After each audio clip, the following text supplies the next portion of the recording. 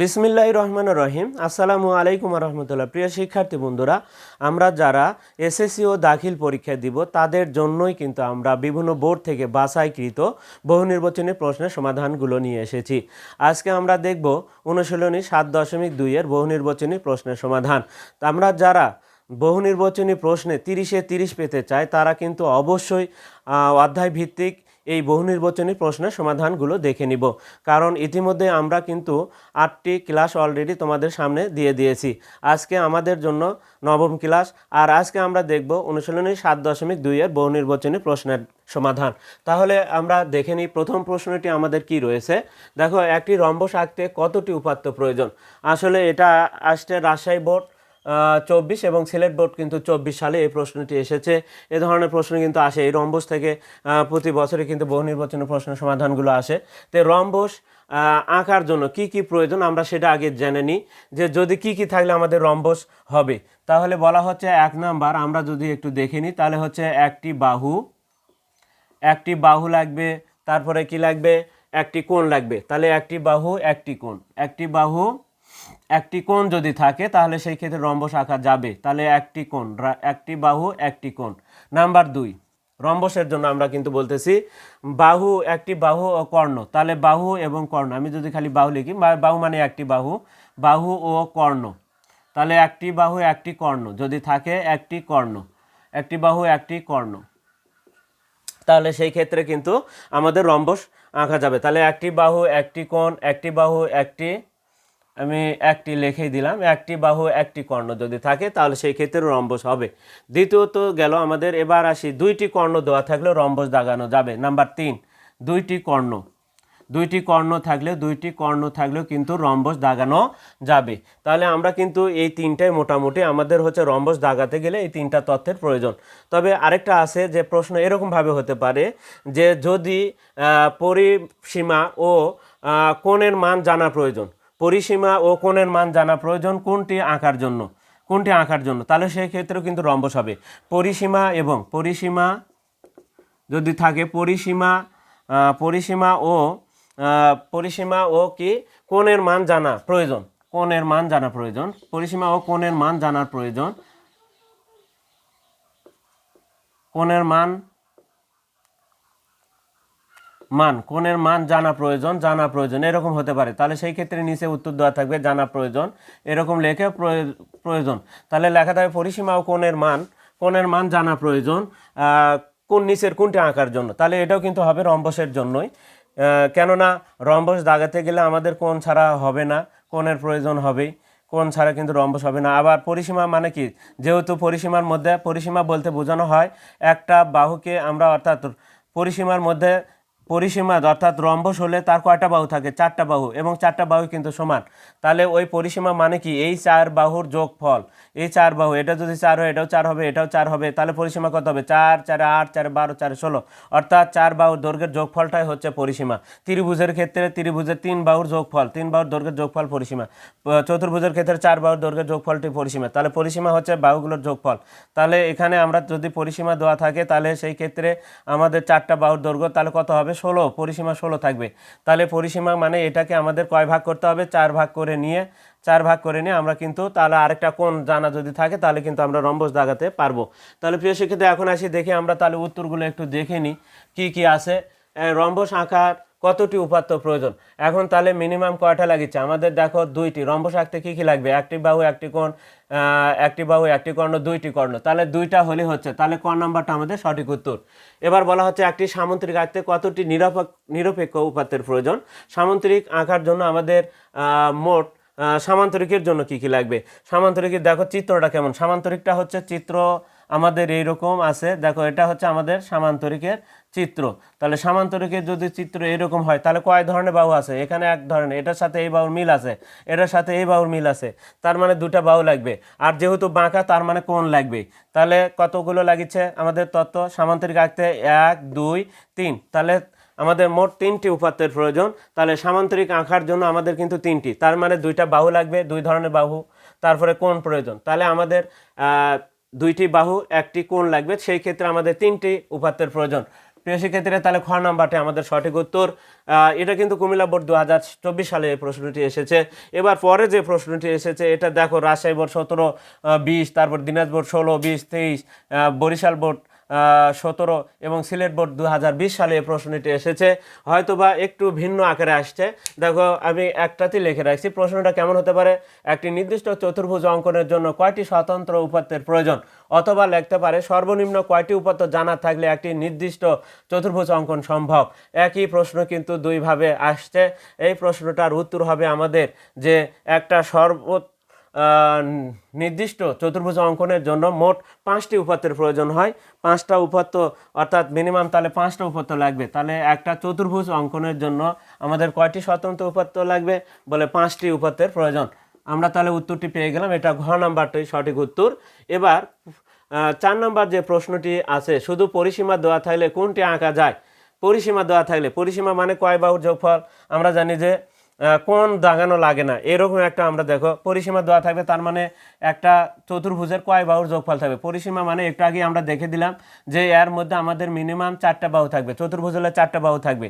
তাহলে এখানে আমাদেরকে এটাকে 4 ভাগ করতে হবে। 4 ভাগ করলে তাহলে আমাদের 4 ভাগ করার পর তাহলে আমরা একটা বাহুর দৈর্ঘ্য পেলাম। তাহলে বর্গ যদি আমরা দাগাই তাহলে সেই ক্ষেত্রে কিন্তু কোণ লাগে না। তাহলে পরিসীমা দেওয়া থাকলে কোণ লাগে না, তাহলে কোন কোন চিত্র দাগাতে কোণ লাগে না? কোণ লাগে না হচ্ছে আমাদের আয়তক্ষেত্র দাগাতে কোণের প্রয়োজন হয় না, কারণ আমরা লম্ব দাগাতে পারি। এই লম্ব দাগালে 90 ডিগ্রি হয়, এই কারণে কোণের দরকার হয় না। তাহলে সেই ক্ষেত্রে বোঝানো হচ্ছে তাহলে আয়তক্ষেত্র দাগাতেও কোণের প্রয়োজন হয় না, আবার কিন্তু বর্গ দাগাতেও কিন্তু কোণের প্রয়োজন হয় না, কারণ এই কোণগুলো 90 ডিগ্রি হয়, প্রত্যেকটি কোণ 90 ডিগ্রি। তাহলে বর্গ দাগাতেও গেলেও আমাদের 90 ডিগ্রি অর্থাৎ 90 ডিগ্রি দাগাতে হয়, এই কারণে কিন্তু কোণ দরকার হচ্ছে না। কিন্তু আমরা কিন্তু দেখো এই পরিসীমা মানে একবারে জোড়া লাগানো আছে, এখানে চাইলে আমি 4 ভাগ করতে পারবো। তার মানে 4 ভাগ করলে এটা যদি 12 হয় তাহলে আমাদের কত করে হবে, 3 হবে, 3 হবে, 3 হবে, এরকম 4 ভাগ করলে 3 হবে। তাহলে 3 মিটার বা 3 সেন্টিমিটার নিয়ে এখন আমাদের কি দাগাতে পারবো, কারণ আমাদের কিন্তু তখন আয়তক্ষেত্র হবে না। আয়তক্ষেত্রে 2 ধরনের বাহু আছে, এই পরিসীমার থেকে কিন্তু 2 ধরনের বাহু পাওয়া যাবে না, তার মানে আমাদের বর্গটা দাগানো যাবে। যদি পরিসীমা দেওয়া থাকে, কোণ যদি দেওয়া না থাকে, তাহলে একমাত্র বর্গই দাগানো যাবে। তাহলে 4 নাম্বার প্রশ্নের সমাধানটা হবে হচ্ছে আমাদের বর্গ, ঘ নাম্বারটি সঠিক উত্তর। আমরা এই বোর্ড এটাও কিন্তু কোন কোন বোর্ডে এসেছে, দিনাজপুর বোর্ড 16 সালে এবং সিলেট বোর্ড 2023 সালে প্রশ্নটি এসেছে। 2টি কর্ণের দৈর্ঘ্য, 5 নাম্বার প্রশ্ন, 2টি কর্ণের দৈর্ঘ্য থাকলে নিচের কোনটি আঁকা সম্ভব। আমরা কিন্তু তত্ত্ব কিন্তু একটু আগে দিয়েছিলাম রম্বসের ক্ষেত্রে, যে 2টি কর্ণ দেওয়া থাকলেও কিন্তু রম্বস আঁকা যায়। তাহলে 2টি কর্ণ থাকলে একমাত্র রম্বস দাগানো যাবে। তাহলে 2টি কর্ণ থাকলে রম্বস দাগানো যায়। কয়টি বাহুর দৈর্ঘ্য দেওয়া থাকলে বর্গ অঙ্কন করা যায়, কয়টি বাহুর দৈর্ঘ্য দেওয়া থাকলে বর্গ অঙ্কন করা যায়। বর্গের ক্ষেত্রে কিন্তু একটি মাপ, সব দিকে চতুর্দিকে কিন্তু একটি মাপ, যার কারণে বর্গের ক্ষেত্রে একটা বাহুর দৈর্ঘ্য দেওয়া থাকলে কিন্তু বর্গ দাগানো যাবে। তাহলে সেই ক্ষেত্রে আমাদের বর্গ দাগানো যাবে কয়টি, তাহলে একটা বাহুর দৈর্ঘ্য দেওয়া থাকলে বর্গ আঁকা যায়, কারণ কোণের দরকার হয় না।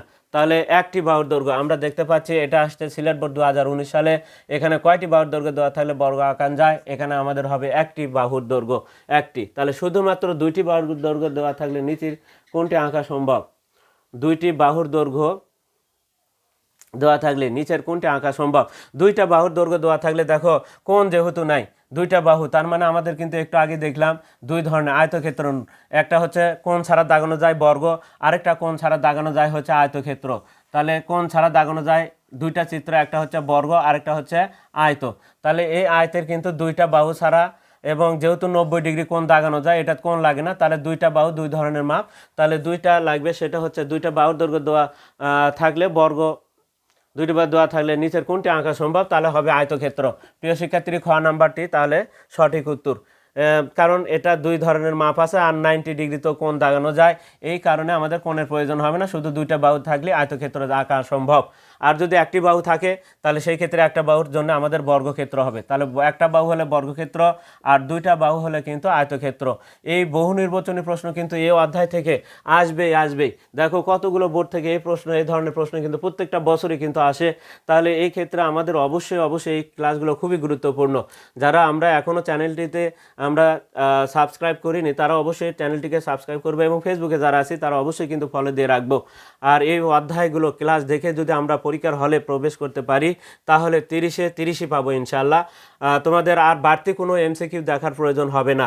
আমরা যেগুলো দিয়ে রাখছি এগুলোই একেবারে ধরতে গেলে বেশি করে দিয়ে রাখছি, এর বাইরে আর একটাও দেখার প্রয়োজন নেই। এবার আসি আমরা 8 নম্বর প্রশ্নের সমাধানটা দেখব। 8 নম্বর প্রশ্নে দেখো এখানে বলা আছে কি, চিত্রতে দেওয়া আছে, তাহলে এই চিত্র থেকে আমাদের এখন কোণগুলোর মান দেখে নিতে হবে, কোন কোণের পরিমাণ কত হয়। প্রিয় শিক্ষার্থীরা, যদি সামান্তরিক হয় তাহলে আমাদের কি হয় একটু আমরা ধারণা নিব এখান থেকে, চিত্র থেকে। যদি সামান্তরিক হয়, সামান্তরিকের শর্ত কি বলা হচ্ছে, এই বিপরীত কোণগুলো সমান, তাহলে এটা 1, এটা আমি ধরে নিলাম 1, আর এটা যদি 2 হয় তাহলে এটাও 2। তার মানে আমাদের এই বিপরীত কোণগুলো, সামান্তরিকের বিপরীত কোণগুলো সমান। এখন আসি, এটা যদি 100 হয়, দেখো এটা যদি আমাদের 100 ডিগ্রি হয়, তাহলে এটা যদি 100 হয়, 100 ডিগ্রি হয়, তাহলে এটাও কিন্তু 100 কত হবে, বিপরীত কোণগুলো সমান, তাহলে এটা হবে আমাদের 100 ডিগ্রি। এটা কিন্তু আমরা জানি। তাহলে সামান্তরিক ক্ষেত্রে আরেকটা কি তত্ত্ব এখান থেকে জানতে হবে, যে যদি আমাদের একটা সরল কোণ হয়, এখানে যদি কোনো কোণ উৎপন্ন হয় এই সরল রেখার ওপরে, তাহলে সেই ক্ষেত্রে টোটাল কোণের পরিমাণ হচ্ছে 180 ডিগ্রি হয়। তাহলে প্রিয় শিক্ষার্থীরা দেখো, আমাদের এখন যদি দেখি তাহলে এই ক্ষেত্রে এই কোণটা যদি আমরা একটু বর্ধিত করি, তাহলে এইখান থেকে শুরু করে এই পর্যন্ত কত হবে, এখন এখান থেকে এই পর্যন্ত টোটালে হবে হচ্ছে 180 ডিগ্রি। তো তার মধ্যে যদি এইটুকু যদি 100 ডিগ্রি হয়, তাহলে এখানে কত ডিগ্রি আছে, তাহলে বোঝাই যাচ্ছে যে এখানে 80 ডিগ্রি আছে। তাহলে এটা একটা সরল কোণ, এই সরল কোণের মান হচ্ছে, এক সরল কোণ সমান 180 ডিগ্রি। তাহলে এই পুরোটা মিলে হবে আমাদের 180 ডিগ্রি। এই সাইডেরটা যদি 100 ডিগ্রি হয়, তাহলে এই সাইডে 80 ডিগ্রি আছে। এরকমভাবে আমরা কিন্তু সহজে উত্তরগুলো দিতে পারবো। দেখো তাহলে 80 ডিগ্রি হবে। এখানে বলা হচ্ছে কোণ সিবিই, এখানে বলা হচ্ছে কোণ, এটি হচ্ছে আছে সিবিই, এই কোণ সিবিই সমান সমান আমাদের 80 ডিগ্রি হবে। এটি ডি দেওয়া আছে, এখানে এ দেওয়া আছে। তাহলে চিত্র থেকে আমরা কিন্তু সহজে উত্তরগুলো আমরা দিয়ে নিতে পারবো। তাহলে আমাদের খ নাম্বারটি সঠিক উত্তর। এবার পরের যে চিত্রটি আছে সেটাতে আমাদের কি বলছে সেটা একটু দেখে নিই। দেখো আমাদের এখানে প্রশ্ন দেওয়া আছে এ বি সি ডি একটা চতুর্ভুজ, এখান থেকে ওতে দুইটা পরস্পর এখানে বলে দিয়েছে কর্ণদ্বয় ছেদ বিন্দু হচ্ছে ওপি সমান সমান 4 সেমি। তাহলে এইটুকুতে আমি একটা নতুন করে এখানে চিত্র দিয়ে একটু তোমাদেরকে দেখে দিচ্ছি। আমরা ওই চিত্রটাকে এখানে দাগাই, তাহলে উত্তরটা দিতে আমাদের সুবিধা হবে।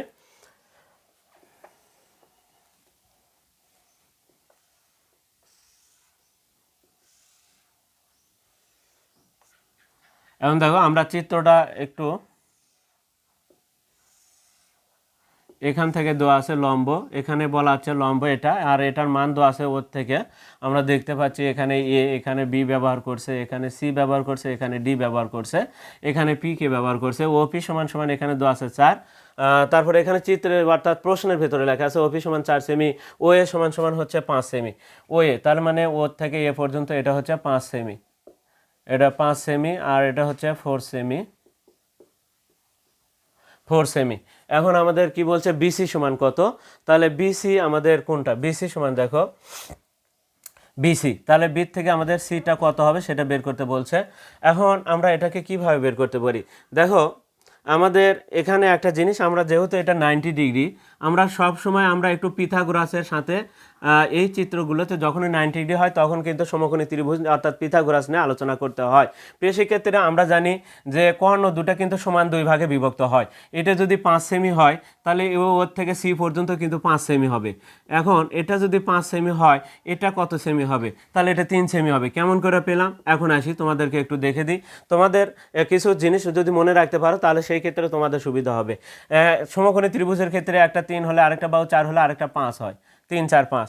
তারপরে কি হয় যে 1√3, আরেকটা হয় 2, এটা অতিভুজ, সবসময় বড়টা অতিভুজ, এটা অতিভুজ। তারপরে কি কি আছে 5 12 13, 5 12 13, 13 হয়, এই 13টা অতিভুজ হয়, এর পরেরগুলো কিন্তু অতিভুজ হয়। তারপরে কি আছে, তারপরে আছে 3√7, আরেকটা কি আছে 4। এই ধরনের কিন্তু বাহুগুলো দেখলে আমরা তাহলে কিন্তু সহজে উত্তর করতে পারবো। এখন কিভাবে আসে একটু দেখে নিই। দেখো আমাদের কোন বাহুর মান দেওয়া আছে, দেখো এখানে মান দেওয়া আছে ওর থেকে সি পর্যন্ত, কারণ ওর থেকে এ পর্যন্ত দেওয়া আছে 5, তাহলে ওর থেকে সি পর্যন্ত 5ই হবে, কেননা এই কর্ণ দুটা সমান 2 ভাগে বিভক্ত হয়, অর্থাৎ এই পাশে যতটুকু আছে এই পাশেও কিন্তু ততটুকুই আছে, অর্থাৎ তাহলে এটাও 5 হলে এটাও 5 হবে, এটা 4 হবে। এখন আমাদের পিসির মানটা বের করতে হবে। পিসির মানটা কিভাবে হয়, পিসি সমান সমান কি হবে, অতিভুজের থেকে মাইনাস হবে। পিসি সমান সমান সরাসরি রুট ওভার। এটা কিন্তু তোমাদের সূত্রটা কোথা থেকে আছে একটু আমি একবারে একটু দেখে দিচ্ছি। দেখো, ও সি হচ্ছে অতিভুজ, অতিভুজের ওপর স্কোয়ার সমান সমান হবে কি বাকি দুই বাহুর ওপর স্কোয়ার। একটা হচ্ছে ওপি স্কোয়ার যোগ পিসি স্কোয়ার বা সিপি স্কোয়ার, যেটাই বলি না কেন, এই দুইটা। তাহলে বড়টা থাকবে এক পাশে, বাকি দুইটা থাকবে অপর পাশে। আমাদের বের করতে হবে কার মান, পিসির মান। তাহলে পিসিকে আমাদের বামে নিয়ে আসতে হবে। তাহলে পিসিকে রাখলাম, এটাকে এই পাশে দিলাম, তাহলে এটা আসে মাইনাস হবে। তাহলে কি হচ্ছে, ওসি স্কোয়ার মাইনাস ওপি স্কোয়ার, ব্র্যাকেট দিয়ে দিলাম, ওপি স্কোয়ার সমান সমান পিসি স্কোয়ার। এখন যেহেতু পিসির মানটা বের করতে হবে, তাহলে এটাকে বামে লিখি আর এটাকে ডানে লিখি। তাহলে পিসি ওপরে কি ছিল, স্কোয়ার ছিল, স্কোয়ারটা উঠে গেলে ওই পাশে রুট ওভার হয়, তাহলে রুট ওভার হবে। তাহলে ওসি স্কোয়ার বিয়োগ ওপি স্কোয়ার, ব্র্যাকেট দিলে হবে না দিলে হবে। ওসির মান কত, ওসির মান হচ্ছে 5। তাহলে 5-এর উপর স্কোয়ার করলে কত হবে, 5-এর উপর স্কোয়ার বিয়োগ হচ্ছে আমাদের এখানে আরেকটা মান দেওয়া আছে 4-এর উপর স্কোয়ার। তাহলে 25 থেকে যদি 16, 4-এর উপর স্কোয়ার করলে হয় 16। তাহলে 25 থেকে 16 বিয়োগ করলে কত হয়, 25 থেকে 16 বিয়োগ করলে হয় 9। 9-এর উপর রুট দিলে কত হয়, 9-এর উপর রুট দিলে হয় 3।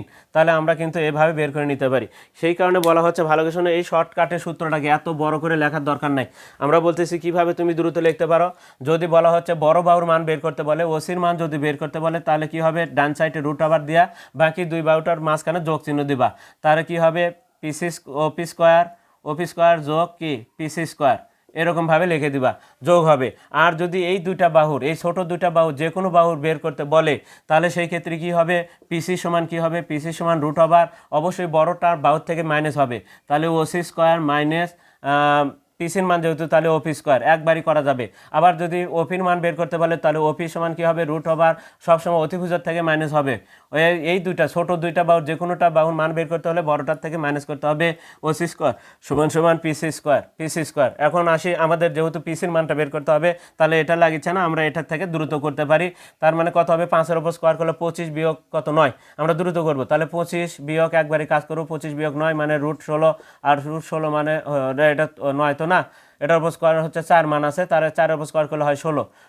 25 থেকে 16 বিয়োগ করলে হয় 9, 9-এর উপর রুট করলে হয় 3। তাহলে এটা যদি 3 হয়, দেখো এটা যেহেতু লম্ব, তাহলে এটা বাহুটাকে কিন্তু সমান দুই ভাগে ভাগ করছে। তাহলে এটা যদি 3 হয়, এটা কত হবে, 3 হবে।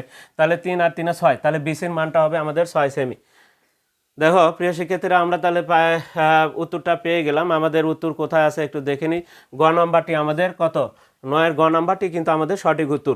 এখন এখানে যদি বলে তোমাকে, দেখো এখন তোমাকে যদি বলে যে এখানে পরিসীমা কত হবে, তাহলে এই চতুর্ভুজের পরিসীমা যদি চায়, তাহলে কত হবে বলো তো।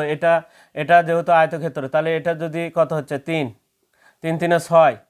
এখন দেখো এরকমভাবে আমরা কিন্তু প্রত্যেকটা বাহুর দৈর্ঘ্য কিন্তু বের করতে পারবো। তাহলে এটা কত আছে, এটা 6 হলে এই সাইডেও 6 আছে, হ্যাঁ এই সাইডেও কিন্তু 6 আছে।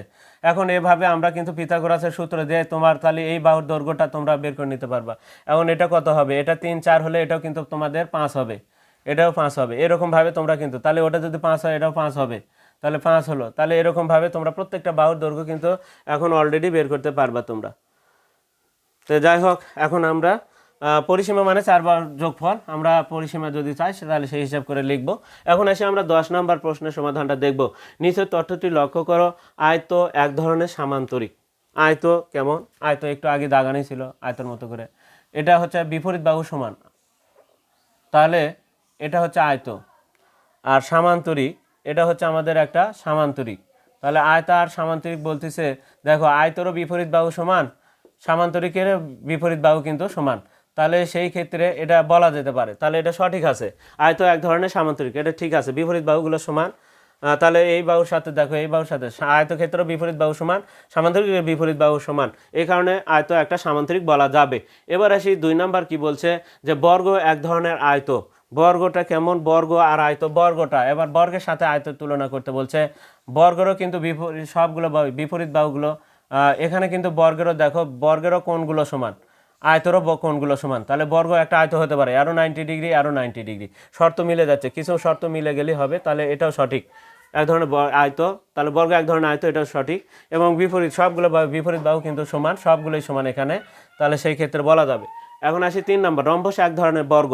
রম্বস কি বর্গ হতে পারে কিনা। এখন রম্বস বলতেছে, রম্বস এক ধরনের বর্গ। রম্বসটা কেমন, রম্বসের কোণগুলো কিন্তু বাঁকা, তাহলে রম্বসের কোণ যেহেতু বাঁকা, তাহলে সেই ক্ষেত্রে রম্বসের কোণগুলো, রম্বস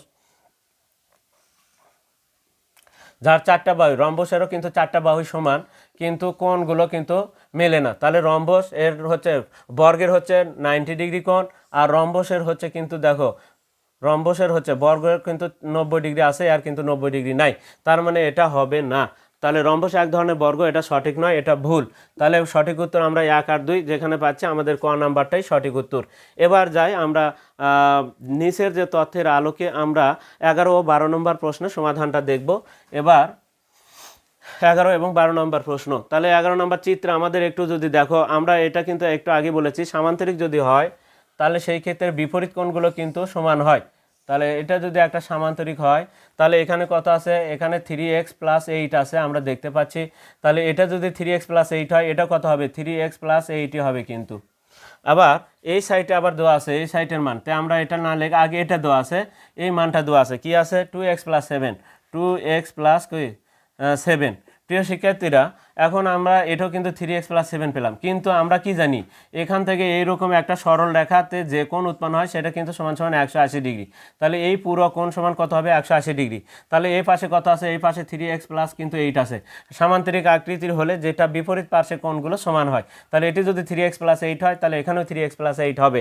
এখন এই দুই কোণ মিলা কত ডিগ্রি হবে, 180 ডিগ্রি হবে। দেখো এই দুটা যোগ করে সমান সমান 180 ডিগ্রি লিখে আমরা x এর মানটা পাবো, 3x + 8 + 2x + 7 সমান সমান কত, 180 ডিগ্রি।